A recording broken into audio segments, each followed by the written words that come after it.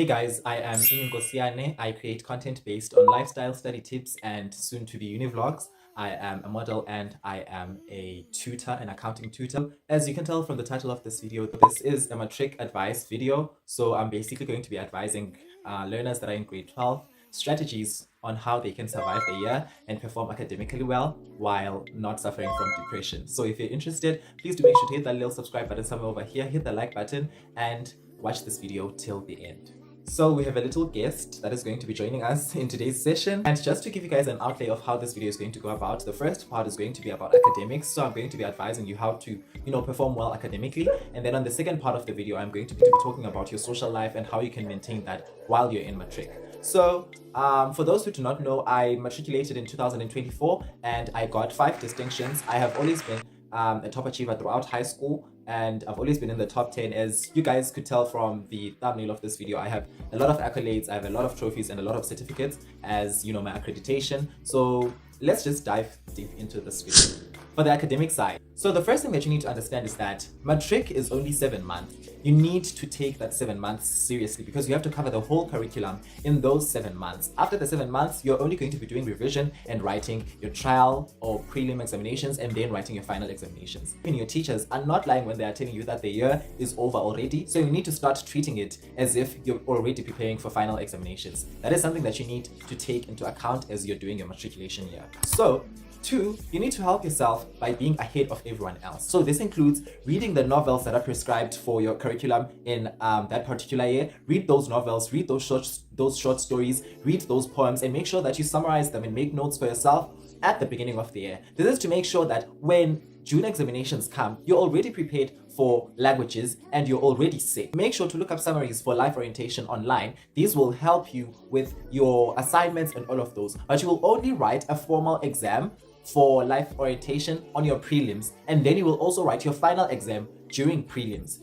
When you're writing the final exams in October/November, you will not be writing life sciences, you will only be writing your other remaining subjects. So make sure to utilize summaries that are available online as soon as possible to make sure that you are ready for life orientation and languages. That will help you to put those aside and focus on the much difficult subjects like economics, physical sciences, chemistry, and life sciences. And by the way, I'll be making a video on how I got a distinction in life sciences in Matric. Just to give you guys a bit of a snippet, I got a 91% during term 1 in life sciences, and then I got an 89% during my final examinations in life sciences. So I'm going to be creating a video specifically for that as to how I managed to perform so well in life sciences during Matric. So do make sure to hit that little subscribe button over there if you're interested in that and if you are doing life sciences. So what you need to understand as a Matric student is that failing to plan is planning to fail. You need to have a set study timetable / study routine as a Matric student. That is just something that everyone knows and that you should be implementing.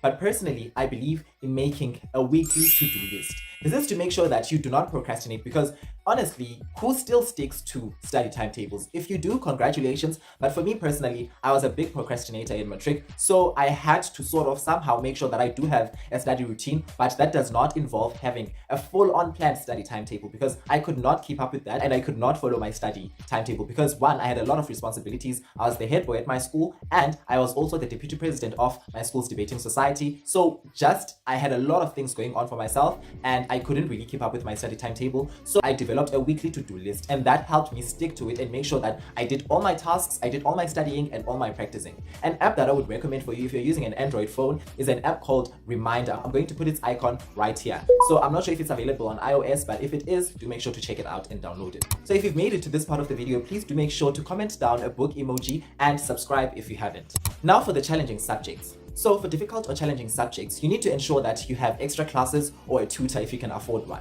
What this will do for you is it will significantly improve your grades, as you will now have someone who is designated for you and who will make sure that they break down concepts for you such that you have more comprehension and more retention of difficult topics within the difficult subjects that you're doing.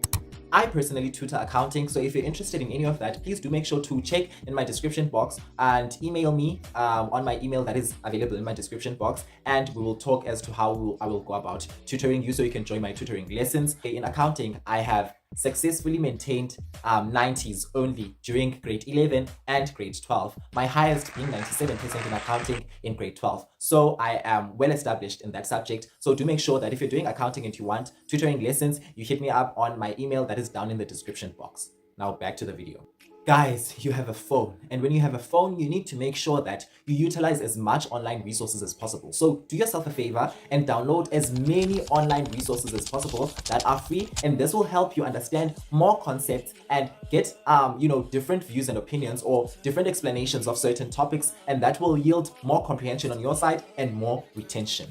And lastly, for academics, make sure that throughout your matric year, you flood your teachers with questions, either privately or in class. If you don't understand a certain topic or if you don't understand a certain example that was made, make sure to follow up on that. Teachers in matric are very understanding. They are very willing to help you because they understand that this is your last year in high school basically, and you only have 7 months to get all that content inside your head so that you can perform well in your academics. So do not shy away from asking your teachers questions.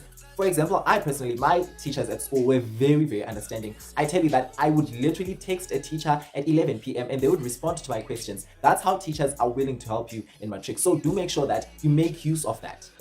I will be dropping videos on how to excel academically in matric. So if you do want to watch those videos, please do make sure to subscribe. Now moving on to the second aspect of this video, which is your social life. The advice that I could give you for this is, one, you need to have a good balance between academically strong friends and average performing friends at school. So what this will basically do for you, you need to make sure that you have a perfect ratio for this. You need to have 70% of strong academic performing learners as your friends and 30% of average performers as your friends. Now what this will do for you is, one, the strong academic performers will make sure that you are part of their realm. They will push you academically and they will give you as many resources as they can.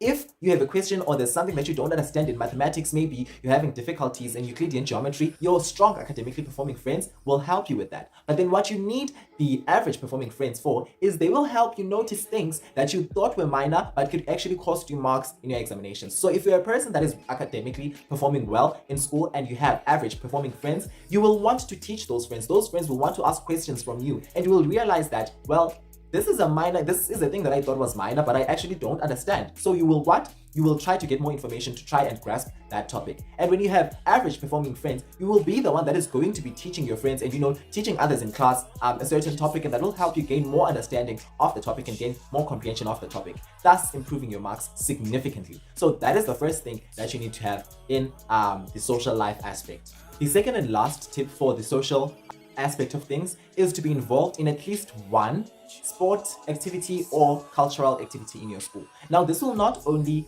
help you with gaining extra marks for your university application, but it will also help you get your mind off things when matric starts getting difficult. However, if you want super excellent grades that will get you to provincial awards and national awards, I do not recommend that you be involved in cultural activities or sporting activities, but solely focus on your academics. Now this I'm saying because I have experience in this. I have friends who did not actually participate in any cultural or sporting activities, and their primary focus was their academics, and I tell you, they landed in provincial awards. But for people whom I know and I'm part of, people who were part of cultural activities and sporting activities, yes, they did well academically. However, those marks did not gain them access to provincial and national awards. So if you're a person that is interested or is planning or has a goal to reach that, you should make sure that you shy away from cultural activities and sporting activities and focus solely on your studies. Lastly, on your social life aspect, do make sure to enjoy yourselves during holidays. However, make sure that you squeeze in a bit of work during the holidays. Why should you do this? One, when you're on holidays, you have so much time. You literally have so much time to do everything in one day. So you need to make sure that you utilize that time effectively. Yes, enjoy yourself. However, you need to also make sure that you put in the work, you catch up on topics that you have been struggling with throughout the year, and you make sure that you are now ahead with topics that you haven't covered. If you made it till the end of this video, thank you so much for the love and the support. Please do make sure that you give this video a huge thumbs up, subscribe, comment down below any suggestions that you also have that would help matrics, and show some love in the comment section. And if you haven't watched my video on how to get a distinction in physical sciences, this is the thumbnail, and I've also linked it down below. Do make sure to check it out. It is currently streamed over 40,000 views, so do make sure to check that one out as well. Thank you so much for watching. I will see you guys on my next upload. Bye.